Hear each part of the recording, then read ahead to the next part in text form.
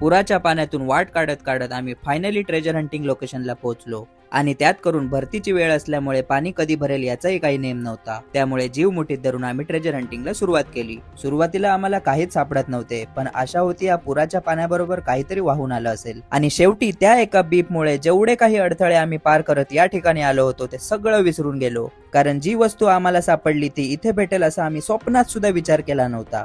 कारण आम्हाला मिळाली होती सोन्यासारखी चमकणारी एका देवीची मूर्ती आणि तिच्याकडे बघून असं नक्कीच वाटत होतं की ती खूप वर्षांपूर्वींची आहे. आनंदाच्या भरात आम्ही पुन्हा एकदा मेटल डिटेक्टिंगला सुरुवात केली आणि थोड्याच वेळात आम्हाला मिळाली खाऱ्या पाण्यामुळे काळी पडलेली साखळी. आणि चेक केल्यावर समजलं की ती चांदीची नसून दुसऱ्या कुठच्या तरी धातूची होती. आणि अर्थातच त्या जुन्या मूर्तीचे आपल्याला किती रुपये मिळू शकतात हे जाणून घेण्यासाठी आम्ही थेट मुंबईला एका अँटिक शॉप मध्ये आलो. और ये हमें एक ऐसा ये नॉर्मल एक जैसे कि एक नॉर्मल विंडो हैंडल या मंदिर का भी हैंडल आप बोल सकते हैं. अच्छा तो ये सर नॉर्मल नॉर्मल, इसका क्या होगा? 250 300. दादानी सांगितल्याप्रमाणे त्या मूर्तीच्या हँडलचे 350 रुपये मिळू शकतात. पण मित्रांनो, तुम्हाला काय वाटतं, त्या मूर्तीची किंमत बरोबर आहे का, की यापेक्षा जास्त आम्हाला मिळू शकतात? ते कमेंट मध्ये नक्की कळवा. आणि अशाच भारी आणि जबरदस्त कॉन्टेंटसाठी आपल्या पेजला नक्की फॉलो करा. चला तर मग भेटूया अशाच एका नवीन व्हिडिओ मध्ये. तोपर्यंत मित्रांनो, स्टे गोल्ड, पीस आउट.